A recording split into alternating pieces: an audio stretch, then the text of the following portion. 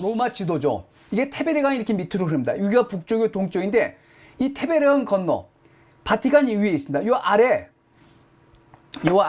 지방이 뭐냐면 트라스테베레라는 지역입니다.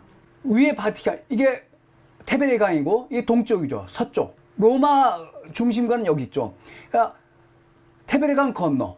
지금은 뭐 그렇지 않지만 여기 16세기는 일종의 교회였습니다. 교회. 근교. 로마 시는 여기였고 위에 바티칸이 있고 이 밑에는 근교였는데 이 지역을 트라스테베레 지역인데 여기에 바로 강가에 여기 티베리강이 바로 보이는데 지금은 빌라 파르네시나라는, 그러니까 파르네스의 가문, 나중에 16세기 후반에 중요한 컬렉터가 되는 파르네스의 가문이 이걸 나중에 샀거든요. 키지 가문한테. 근데 라파엘로 당시에는 이게 키지 빌라였습니다. 이 키지 빌라의 장식을 라파엘로가 담당하게 됩니다. 여기 굉장히 유명한 빌라인데 이 파르네시나 빌라가 이렇게 생겼습니다. 위에서 강이 바로 흐르죠. 조금만 더 하면 티베리강입니다. 이쪽이 동쪽이고 북쪽. 이 건물의 정면은 북쪽을 면하고 있습니다. 북쪽을 면하고 있고 북쪽, 남쪽, 동쪽, 서쪽인데 동쪽에서는 티베리강이 보이죠. 근데 지금은 이제 이게 이 빌라의 저 주변이 빌라를 정원이 둘러싸고 있는데 굉장히 정원이 무성했다는 거죠. 근데 지금은 그렇게 무성하지 않은데 하여튼 완전히 정원으로 둘러싸여서 나무와 숲으로 둘러싸인 빌라가 여기 있습니다. 이게 언제 지어졌냐면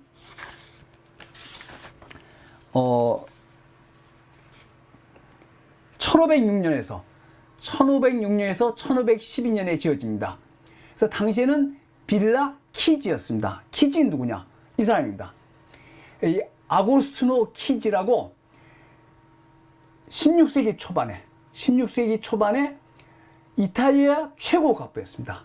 그러니까 유럽에서 손꼽히는 가부였고 이탈리아 최고 가부였어요. 그러니까 로마에서는 당연히 최고 가부였죠. 시에나 출신입니다. 시에나 출신인데 집안이 원래 은행가 출신이었어요. 그렇지만 이 사람이 사업을 잘해서 은행만이 아니라 백반. 그러니까 지금은 이제 그 백반이 뭐냐면 매염제거든요. 염색할 때 그 염색을 잘하게 만드는 그 매염제인데 백반이 굉장히 중요한 광물이었습니다. 특히 이탈리아에서는 이탈리아가 직물 산업에 의존하고 있으니까 직물을 하려면 뭐 가죽이든 천이든 염색을 해야 되잖아요.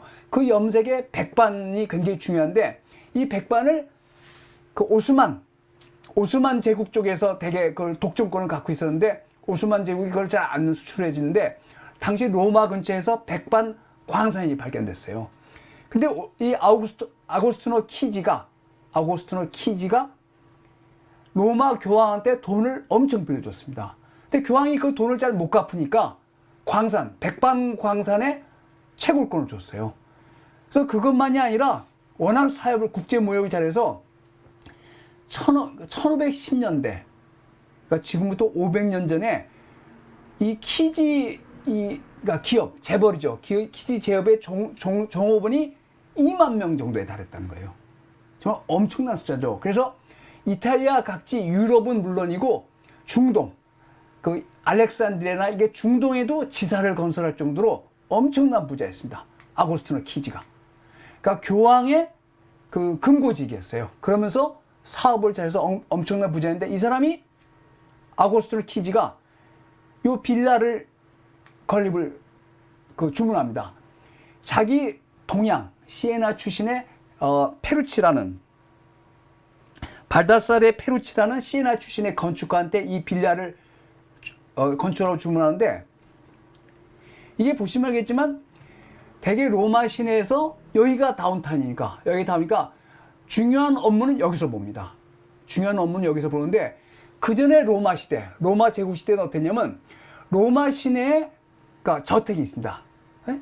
그 자기 공식적인 업무를 보는 저택이 있고 저 시골에 빌라는 어때졌냐면 이렇게 시골에 지었어요. 이게 영국에 있는 로마 빌라. 그러니까 빌라란 말은 원래 전원이라는 뜻입니다. 전원. 로마 시내에는 저택이 있고 로마에서 멀리 떨어지는 시골에 전원에 이렇게 빌라가 있었습니다. 이런 식으로. 그러니까 로마 빌라는 원래 그런 거였어요. 빌라라는 말은 원래 전원, 그러니까 우리말에 뭐 전원주택 그런 겁니다. 그런데 아고스티노 키지가 건립을 명령한 이 키지 빌라는 로마 시내에는 있지 않지만 바로 로마 교회에 있었단 말이죠.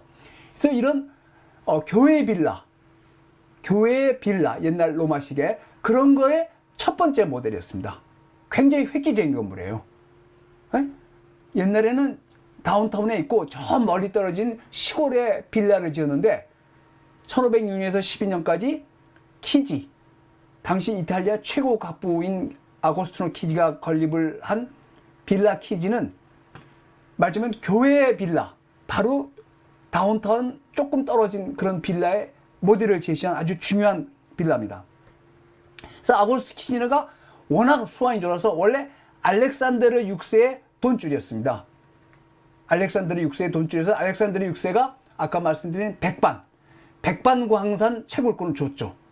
돈을 제대로 안 갚았을 테니까. 근데 율리우스 2세는 우리가 여러 번 했지만 알렉산드르 6세랑 철천지 원수였는데 율리우스 2세는 역시 아고스토 키지노를 자기의 금고지기로 삼습니다. 자기 금고지기로. 그러니까 이 돈의 힘이죠. 그것도 워낙 이 사람이 그런 걸 잘했을 테니까. 그래서 아고스토 키지가 알렉산드르 6세, 율리우스 2세, 그 다음에 레오 10세까지 그 사람들의 금고지기였습니다. 그러니까 정말 막강했죠. 로마 최고의 갑부였으니까. 그래서 그 문장, 이게 아고스티노 키지의 문장입니다. 이게 뭐냐면 도토리 나무죠. 이게 율리우스 2세의 문장이거든요. 자기 문장에다 교황의 문장을 갖다 쓸 정도였으니까 원래 키지 가문은 이런 문장이었습니다. 이런 가문 이 문장이었는데 아고스티노 키지의 문장은 이거였어요. 그러니까 얼마나 율리우스 2세랑 가까운지 아시겠죠. 그건 이제 나중에 키지 가문은 지금도 있습니다. 아고스티노 키지의 직계나지만 나중에 반개 후손이 17세기에 교황이 됩니다. 알렉산드르 7세가 되는데 키지 가문은 지금도 있습니다. 알렉산드르, 그러니까 키지, 아고스투 키지의 직계는 아니고 그 반개가 지금도 있는데 굉장히 이탈리아에서 중요한 가문 중에 한 사람입니다.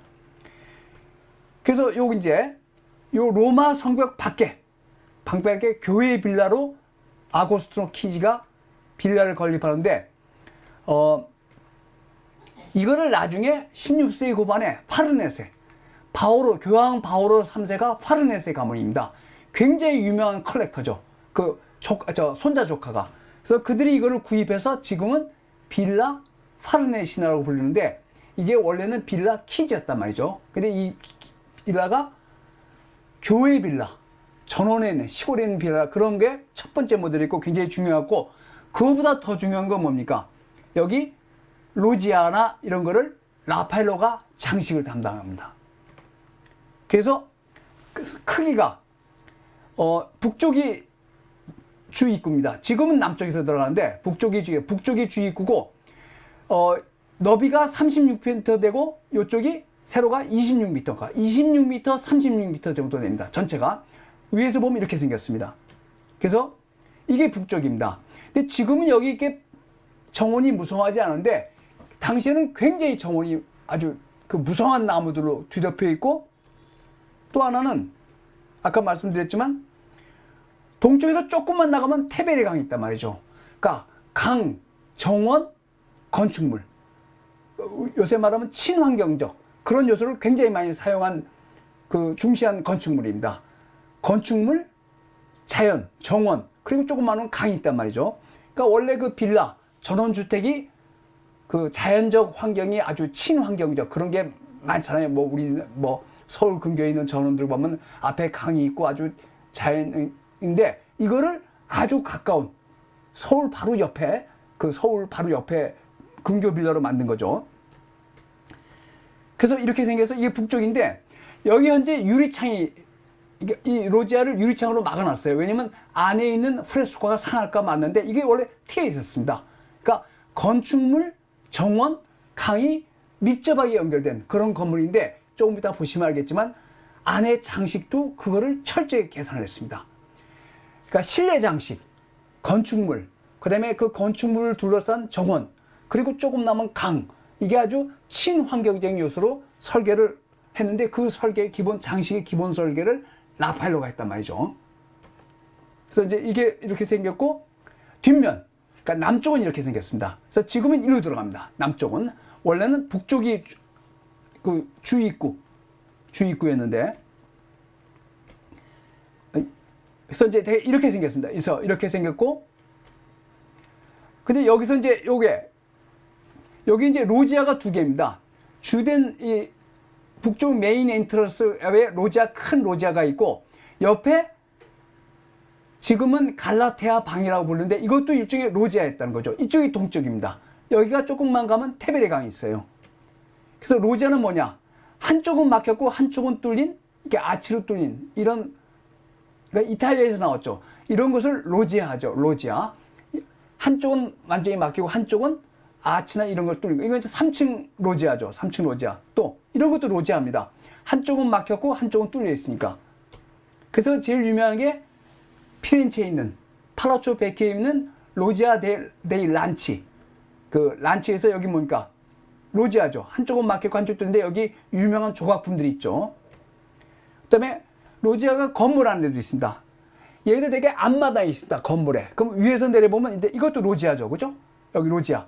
이게 이제 그 메디치 궁의 그 앞마당에 있는 로지아인데 한쪽은 막혀 있고 한쪽은 아치로 이런 걸 로지아하죠. 그래서 이렇게 앞마당에 있는 것도 로지아입니다. 그래서 우리가 오늘 지금 보실 것은 갈라테아 로지아입니다. 갈라테아 로지아는 지금 이렇게 생겼습니다. 창문으로 막았는데 옛날엔 이게 완전히 개방되어 있고 이쪽이 동쪽입니다. 그래서 이 갈라테아 로지아가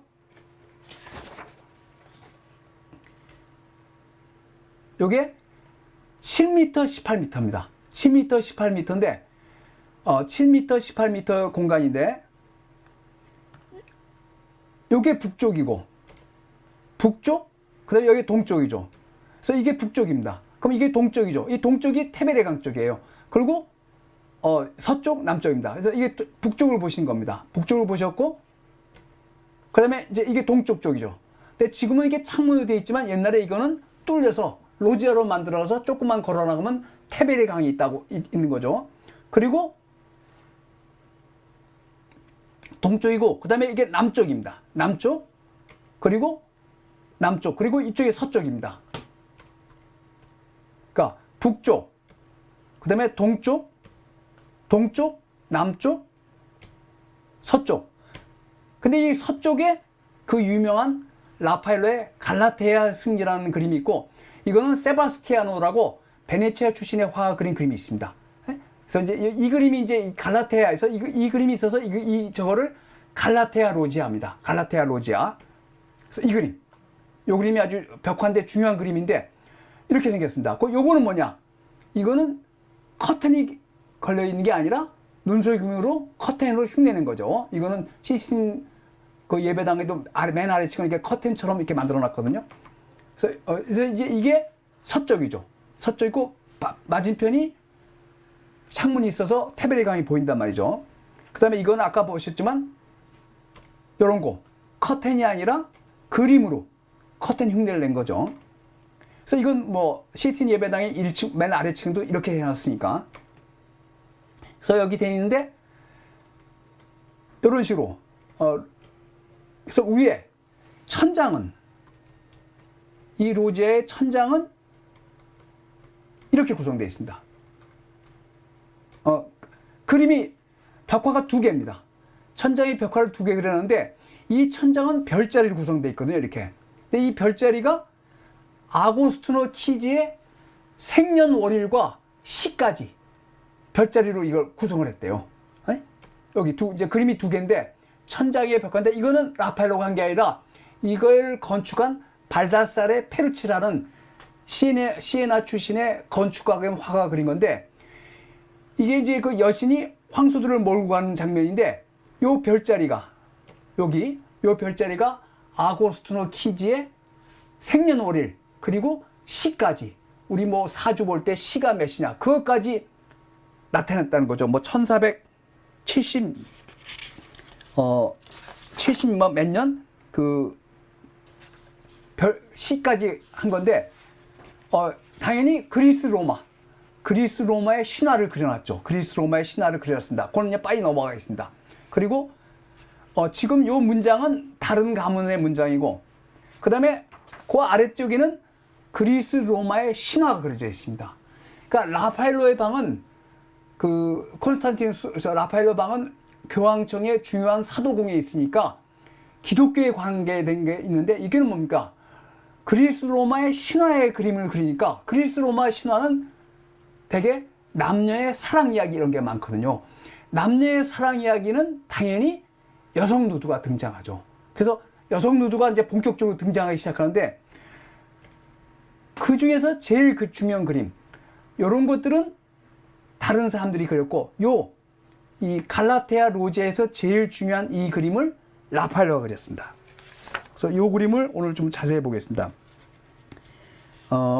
요게 295cm, 224cm의 벽화입니다. 그러니까 3m 220 정도 입니다. 이렇게 있습니다. 서쪽 벽면에 갈라테아 로지아의 또는 갈라테아 방의 서쪽 벽면에 갈라테아의 승리라고 이름 붙여진 그림이 그려져 있습니다.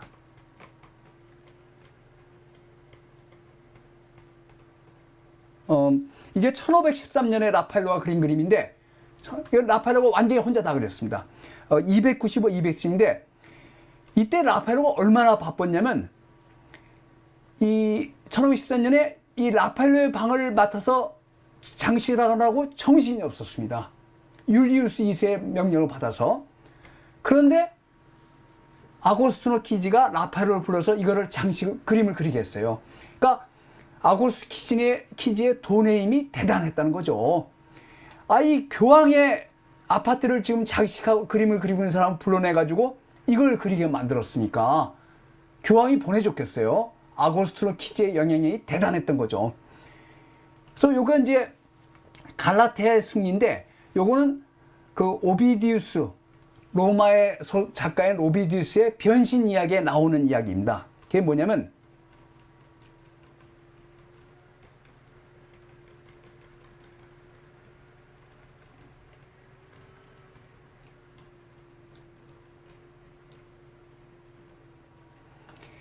이 갈라테아가 네레이드라고 바다의 요정이에요. 바다의 요정인데, 그 이쁘겠죠. 바다의 요정인데, 이 바다의 요정을 누가 좋아하냐면 외눈박이 거인,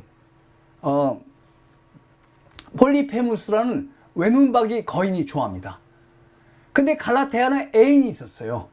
그 양치기 애인이 아시스라는 애인이 있어서, 이 갈라테아, 그러니까 오비디우스의 변신 이야기에 나오는 갈라테아의 사랑 이야기는 비극적입니다. 이 폴리페무스라는 이 거인, 무지막지한 거인이, 보세요. 얼마나 큰지. 이 무지막지한 거인이 갈라테아를 좋아합니다. 그래서 갈라테아를 좋아해서 여기 피리가 있습니다. 이 피리로 부르면 그 피리 소리가 너무 황홀하니까 갈라테아가 그걸로 갔어요. 이 바다의 요정이 이런 걸 타고 나중에 자세히 보여. 그러다가 보니까 저 흉측한 괴인이, 저 거물이 있고, 그 괴물 거인이 있거든요. 그러니까 도망가는 겁니다. 그렇지만 그 음악 소리가 좋으니까 그를 보면서 달아나는 광경이에요. 그러니까 폴리페무스가 이 외눈박이 거인이 열을 받아가지고 나중에 갈라테아랑 그 갈라테아의 애인 아시스가 있는데 그 애인을 도로 때려 죽입니다. 그러니까 변신 이야기에 나오는 갈라테아의 사랑 이야기는 굉장히 비극적인데, 이거는 그런 분위기가 아니죠. 그냥 멋진 여성을 좋아하는 힘의 상징, 남자는 되게 힘의 상징이니까 그리고 아주 우아하고 관능적인 여인, 그런 그림을 그렸단 말이죠. 이건 딴 사람이 그렸지만. 그래서 이 그림이 갈라테아의 승리인데, 내용은 그겁니다. 갈라테아가 지금 여기 보세요. 갈라테아가 탄 일종의 뭡니까? 그 수륙 양용선 배가 돌고래가 끄는 조개를 타고 바퀴가 있는 이런 배를 타고 가고 있어요. 근데 갈라테아가 이쪽으로 가고 있죠. 바람이 이쪽으로 붑니다. 근데 갈라테아가 이쪽으로 본다고요. 왜? 그 폴리페무스가 부는 그 피리 소리가 너무 좋으니까. 그러지만 가는 겁니다. 근데 그래서 이제 이 신화를 그리는다. 이거는 그 1세기, 기원전 1세기의 벽화입니다. 로마 시대 벽화인데, 이게 그 이야기입니다. 여기 괴물이 있어요. 폴리페무스 외눈박이 거인이 있고, 여기 갈라테아입니다.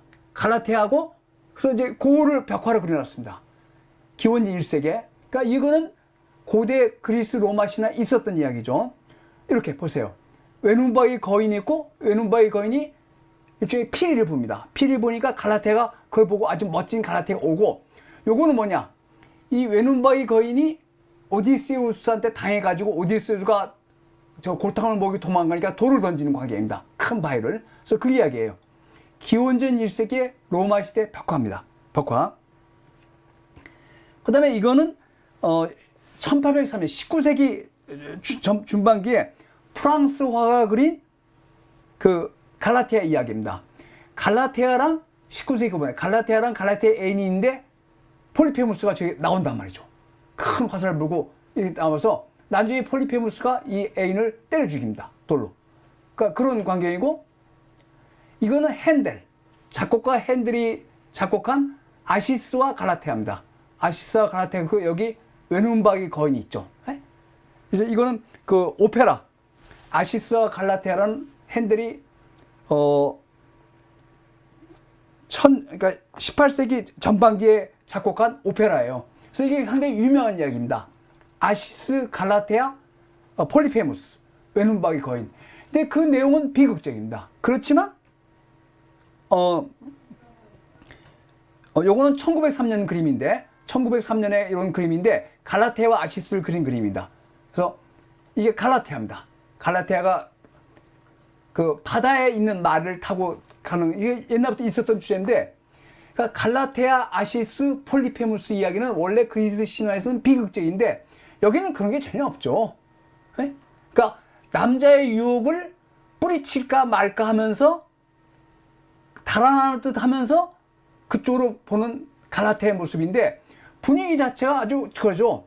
위에는 큐피드들이 사랑의 화살을 쏘고, 요 큐피드는 구름에 숨어서 화살을 뭐 대주는지 이렇게 쳐다보고 있고, 갈라테아를 중심으로, 갈라테아가 중심이죠. 갈라테아를 중심으로 바다의 트리톤, 그러니까 바다에 있는 그 생명체, 그 다음에 네레이드들, 요 네레이드들이 서로 껴안고, 그 다음에 여기서 요런 트리톤들이 나팔을 불고, 앞에 큐피드가 있고, 그러니까 분위기가 전혀 우리가 기존에 알고 있는 갈라테아, 아시스, 폴리페무스의 비극적 이야기가 아니란 말이죠.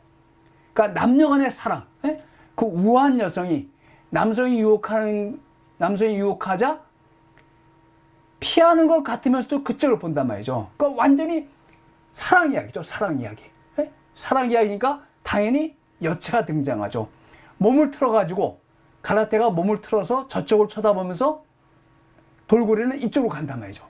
그리고 그 갈라테아를 중심으로 두 쌍이 있죠. 이거는 트리톤이라는 역시 바다에 사는 생명체입니다.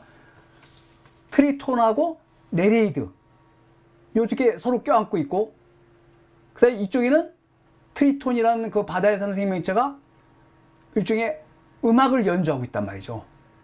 바다에서. 그러니까 완전히 뭡니까? 러브씬이죠, 러브씬. 비극적인 사랑이 아니라 러브씬인데, 남자가 유혹하니까 그 유혹을 뿌리치면서 가면서도 이쪽을 쳐다본단 말이죠. 그 다음에 이 갈라테아의 몸, 저 우아한, 소위 그라치아. 이 갈라테아의 몸이 그 우아한 여성의 몸, 그런 거에 아주 전형적인 예죠. 전형적인 아주 몸을 뒤틀려서 콘트라포스토 자리는 전형적인인데, 라파엘로가 이런 그림에 능하단 말이죠. 이런 그림에. 그래서 이렇게. 이거는 라파엘로가 레오나르도 다빈치의 레다와 수완을 보고 데생인데 비슷하죠. 그래서 라파엘로는 이렇게 여성, 우아하고 관능적인 여성을 그리는데, 이 그림, 갈라테아랑 많이 비슷합니다. 그래서 라파엘로가 레오나르도 다빈치의 레다와 수완을 보고 자기가 데생을 그렸는데, 그 자세랑 비슷하죠. 이렇게 우아하고 관능적인 여성. 이거는 미켈란젤로는 안 했거든요. 이건 미켈란젤로는 안 했습니다. 그래서 이 갈라테아의 승리가 라파엘로가 어떤 관능적이고 우아한 여성을 그린 거의 첫 번째 그림입니다. 그 전에 마돈나 그림은 많이 그렸지만 성모를 관능적으로 그리긴 좀 어려우니까, 우아하게. 그래서 보티첼리, 1485년에 그린 보티첼리의 비너스 탄생 이후로 로마나 피렌체에서 나온 두 번째 유명한 여자가 갈라테아입니다. 보티첼리의 비너스 다음으로. 갈라테아죠. 근데 이거는 그냥 비너스의 나신이 서 있지만 이거는 훨씬 더 남녀 간의 사랑을 보여주죠. 예? 남성이 유혹하니까 도망가는 것 같으면서도 그쪽을 쳐다보는 그런 미묘한 사랑 이야기. 원래 그 갈라테아 신화랑은 그 비극적인 분야는 전혀 다르죠. 아까 보셨지만 이런 거랑 다르죠. 이건 둘이서 무서워서 폴리페무스가 무서워서 이렇게 피해 있는 관계인데 이건 전혀 그게 아니죠. 에? 묘하게 유혹적이면서 관능적이면서도 그런 자세죠.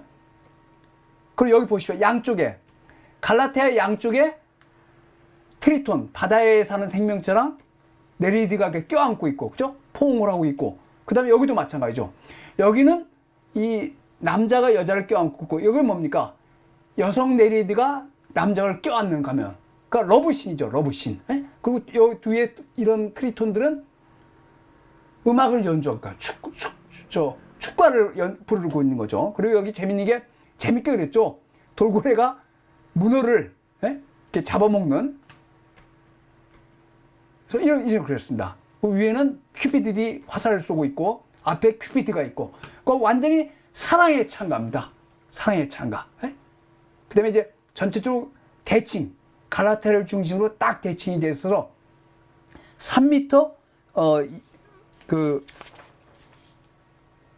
224cm가 정확하게 대칭을 그런 건 지키고 있으면서 삼각형 구도 뭐 그런 거지만 전형적인 러브씬 그러니까 사랑 이야기 그런 걸 이제 그린 그림이죠. 이게 민간 저택이니까 그래서 나중에 요 그림은 1720년에 장 바티스트 반 르라는 프랑스화 그림인데 갈라테아 이야기입니다. 라파엘로 그림을 베꼈다는 걸 알 수 있습니다. 그죠? 이런 게 일종의 그 뭡니까 배, 일종의 보트를 타고 갈라테아가 멋지게 가는데 여기 뒤에 폴리페무스가 있단 말이죠. 그러니까 라파엘로 그림이 얼마나 영향이 컸나 이 갈라테아 그림에서 1720년 그림입니다. 그래서 이게 판화로 제작돼서 굉장히 유명했죠. 근데 당연히 이 그림은 요 옆에 그림하고 같이 봐야 됩니다. 요 옆에 그림을 그린 사람은 세바스티아노라는 사람입니다. 베네치아 화가예요. 근데 딱 보시면 크기도 같습니다. 이 그림도 295, 224cm입니다. 그래서 빌라 키지, 지금은 빌라 파르네시나라고 불리는 그 빌라의 서쪽, 그 갈라테아 로지의 서쪽 벽에 하나는 폴리페무스를 그렸고 하나는 라파엘로가 갈라테아를 그렸습니다. 근데 원래 어떻게 된 거냐? 아까 말한 키지가 교황을 따라서 베네치아 갔어요. 1508년인가 9년에 1508년인가 9년에 베네치아 갔습니다. 교황이 원정을 갈 일이 있어서 율리스를 갔다가 키지가 베네치아에서 두 사람을 데려옵니다. 하나는 자기의 애인, 그 애인을 위해서 이 빌라를 건립한 겁니다. 그 애인을 위해서. 그래서 여기서 결혼을 합니다. 결혼식을 해요. 그거 이제 조금 이따 이야기할 거고, 그러니까 키지가 교황을 따라서 베네치아를 갔다가 1511년에 로마로 돌아옵니다. 로마로 데려오면서 두 사람을 데려오는데 한 사람은 여성이에요. 베네치아의 여인입니다. 키지의 애인이 됐어요. 둘째가 누구냐? 두 번째 사람이 세바스티아노라는 사람입니다. 세바스티아노라는 당시 베네치아에서 굉장히 유명한 화가였어요. 그 세바스티아노를 데려옵니다. 그래가지고 이 키지 빌라의 많은 부분, 이런 부분들을 세바스티안한테 장식을 맡기고 요것도 세바스티아노한테 맡겼습니다. 나중에 이제 자세히 이야기 될 때 세바스티안한테 이걸 맡겼어요. 그래서 세바스티아노가 이걸 그렸습니다. 요것도 이 갈라테아 이야기도 세바스티아노가 그리고 돼 있었어요. 근데 키지가 로마에 들어와서 교황청을 가서 봤더니 라파엘로의 방을 봤더니 라파엘로가 그림을 너무 잘 그리는 거예요. 그래서 세바스티안한테 그릴 이걸 주지 않고 라파엘로한테 줍니다. 그리고 또 이제 여기에 다른 로지아가 큰 로지아인데 그 로지아의 장식을 라파엘로한테 맡깁니다. 그러니까 세바스티아노가 열받았죠. 자기도 베네치아에 내놓으라는 화가인데 자기한테 주기로 해놓고 라파엘로한테 맡겼다고요. 그래서 세바스티아노가 당연히 라파엘을 미워하게 되고, 그럴 때 세바스티아노랑 가까워진 사람이 미켈란젤로입니다. 원래 세바스티아노도 여기 로마 와서 미켈란젤로의 시스틴 천장을 봤어요. 그러니까 뭡니까? 이 인물이 미켈란젤로적 인물이죠. 그래서 미켈란젤로랑 가까워졌습니다. 그래서 라파엘로, 교황의 모든 주문을 따내는 라파엘로, 그거를 편집증적으로 미워하게 된 미켈란젤로. 또 여기도 마찬가지죠. 세바스티아노, 베네치아에서 내노라는 화가에서 키지가 불러서 같이 로마에 와서 이거를 맡았는데 갑자기 라파엘로가 이걸 한단 말이죠. 그래서 세바스티아노랑 미켈란젤로 연합군이 되고, 반대로 라파엘로가 있습니다. 그 둘이 그림으로 대결하게 됩니다. 그게 여기서 시작됐어요. 세바스티아노 대 라파엘로의 그림 대결이 여기서 시작됐습니다. 여기서. 그러니까 이게 굉장히 중요한 거입니다. 이때는 이 대상에 미켈란젤로가 개입하지 않았습니다. 세바스티아노가 폴리페무스는 거인이니까 당연히 미켈란젤로적으로 그려서 미켈란젤로 흉내내서 그린 겁니다. 근데 이거는 해부학적으로는 좀 많이 틀리대요. 근데 이 세바스티아노의 그림 중에 뛰어난 점이 이겁니다. 이 뒤에 배경입니다. 배경. 베네치아 화파는 소위 배경 풍경을 지금 말로 하면 무드 있게 그리는데 아주 탁월한 솜씨를 갖고 있습니다. 이건 나중에 자세히인데, 이런 풍경은 당시 라파엘로도 그렇고 로마 화가들은 몰랐어요. 이런 풍경은. 이게 베네치아적 풍경입니다. 그림 색도 많이 다른데 이건 자세히 다음에 하겠습니다. 하여튼 세바스티아노가 그린 폴리페무스 거인입니다. 미켈란젤로적 인물이죠. 그래서 이 세바스티아노가 큰 작대기, 그러니까 힘의 상징, 남성의 상징이죠. 들고 갈라테아를 쳐다보고 있습니다. 그래서 피를 불었어요. 그러니까 갈라테아가 오더니 자기 모습을 보고 도망갑니다. 그러니까 피를 떨어뜨리고 열받은 거죠. 네? 그래서 세바스티아노가 지금 열을 받아서 일어나기 직전의 모습을 폴리페무스가 거인이, 외눈박이 거인이 갈라테아가 살살거리면서 도망가는 걸 보고 열받아서 일어나려고 하는 겁니다. 네? 일어나려고 하는데 나중에 내용은 비극적이죠. 이 폴리페무스가 갈라테아 애인을 때려 죽이니까. 그렇지만 하여튼 이거는 꼭 그런 거라기보다는 남성과 여성의 러브 스토리, 그런 거죠. 러브 스토리. 그래서 아주 강력한 남성, 우아하고 관능적인 여성. 그래서 남성이 그 어필하니까 살짝 빼는 그런 여성, 그런 걸 아주 환상적으로 그렸고, 이 그림에서 장차 미켈란젤로, 세바스티아노 연합하고 라파엘로의 그림 대결이 앞으로 시작된단 말이죠. 그거는 나중에 한번 자세히 하겠습니다. 그래서 이 세바스티아노가 크리스토퍼 콜럼부스의 초상화를 그렸습니다. 나중에.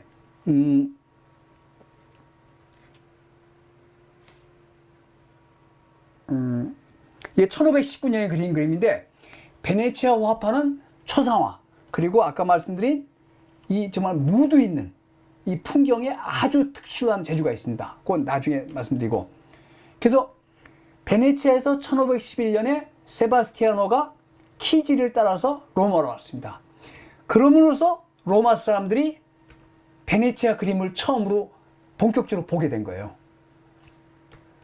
이게 그때 딴 나라였거든요. 로마랑 베네치아는 완전히 딴 나라였는데, 베네치아의 화파의 그림이 본격적으로, 물론 그 전에 좀 알고 있었지만 본격적으로 로마에 수입된 것은 세바스티아노가 와서 키지, 빌라에 이런 장면들을 그리기 시작했기 때문이다. 그래서 특히 이 그림에서 무드 있는 이런 풍경, 그리고 색채가 좀 묘하거든요.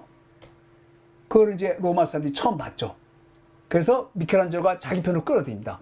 왜냐면 미켈란젤로는 무드 있는 건 못하고 사람 초상화 못 그리거든요. 그러니까 세바스티아노에서 자기가 드로잉 해주고 세바스티아노가 색칠하게, 그래서 이제 그 두 팀의 대결이 벌어지는데 그건 나중에 하고. 그래서 이게 폴리페무스입니다. 외눈박이 거인, 로마 시대 작품이고, 이렇게 그리스 항아리에 오디세우스가 외눈박이 거인의 눈을 멀게 하는 장면, 이런 장면인데, 여기서는 완전히 뭡니까? 남녀의 사랑 이야기를 그려놨죠. 남녀의 사랑 이야기. 그래서 아주 강력한 힘, 이런 걸 보여주는 남자. 그리고 이건 이제 당연히 세바스티아노가 시스틴 예배당 천장에 있는 인유디들, 이런 선지자들, 이런 걸 보고 베낀 거죠. 보고 이제 영향을 받아서 그렸는데, 나중엔 미켈란젤로가 라파엘로라고 그림 대결하라고 직접 드로잉을 그려줍니다. 그러니까 정말 거의 획기적인 일이죠. 미켈란젤로가 라파엘로랑 직접 경쟁하기 못하니까 세바스티아노를 끌어들여서 내가 드로잉 그려줄게, 네가 그림 그려라, 채색해라. 그래서 둘이 붙는단 말이죠. 그래서 이 두 그림에 남성, 힘으로 철철 넘치는 남성, 우아하고 관능적인, 그러면서 살짝 빼는 여성, 그걸 아주 정확히 했는데, 라파엘로가 아까 말씀드렸지만 이게 라파엘로 초창기에 1503년, 1505년에 1505년에 라파엘로가 22살 시절에 그린 산미신입니다. 조그만 그림인데 17cm, 17cm 아주 조그만 그림이지만, 라파엘로의 장기는 뭡니까? 이게 우아하고 관능적인 여인. 1505년, 그러니까 라파엘로가 22살에 그린 산미신 그림인데, 라파엘로가 역시 이런 관능적이고 우아, 그라치아 한 그림을 그리는데, 그러니까 아주 우아한 성모, 관능적인 여성, 이게 라파엘로의 장기였습니다. 근데 이거를 너무 빨리 죽는 바람에 이걸 두고 너무 바빴죠. 그래서 이 두 그림이 그래서 유명합니다. 이 벽화가 세바스티아노, 베네치아 출신의 세바스티아노, 티치아노보다 더 뛰어났다는 평가를 받았는데, 나중에 티치아노가 추월했죠. 그게 굉장히 중요한 화가인데, 세바스티아노가 그린 남성의 상징으로서의 폴리페무스, 왼바이 거인, 라파엘로가 그린 우아하고 관능적인, 그러면서 약간 그 사랑의 유혹으로부터 약간 도망가는 그런 그림. 그래가지고 이제 아까 말씀드린 이 그림은 한스 마카르트라는 19세기 후반에 독일 화가 그린 그림입니다. 종교와 세속화. 그죠? 종교화는 뭡니까? 시스틴 마돈나. 그죠? 라파엘로 그린 시스틴 마돈나. 세속화는 갈라테아. 그러니까 이런 그림, 19세기 후반에 이런 그림을 그렸으니까 라파엘로의 영향이 얼마나 대단한지 알 수 있죠. 그 이후에 19세기 후반에 종교와 세속화를 그리면서 둘 다 라파엘로의 그 그림을 그렸단 말이죠. 모살했단 말이죠. 시스틴 마도나랑 갈라테아. 갈라테아. 그래서 갈라테아가 세속화는 뭡니까? 아무래도 여체가 많이 등장하죠. 여체가. 그래서 이 사람, 이 한스 마카르트가 그린 재밌는 그림입니다. 1870년대 그림인데 알레고리입니다. 1870년대 그림인데 5가지 감각이에요. 5가지 감각. 촉감, 손으로 만지는 거, 시각, 눈으로 보는 거, 청각, 귀로 듣는 거, 후각, 미각. 요거를 이게 지금 오스트리아 벨베데레 그 미술관, 벨베데레 궁에 있는데, 이런 나신들, 이렇게 우아하고 관능적인 나신들을 감각, 사람한테 있는 5가지 감각을 그 알레고리로 그려서 촉감, 시각, 그 다음에 청각, 후각, 미각 이렇게 그렸단 말이죠. 근데 이런 그림들의 원전이 갈라테아란 말이에요. 갈라테아. 관능적이고 우아한. 그렇지만 아주 많이 달라졌죠. 19세기 후반엔 그림이 이렇게 되니까. 그래서 이 세 사람의 정말 여러 가지 인연이 섞인 경쟁이 여기서도 계속된단 말이죠. 여기서도. 그래서 이 갈라테아 그림이 굉장히 유명한 그림입니다. 여기. 그 다음에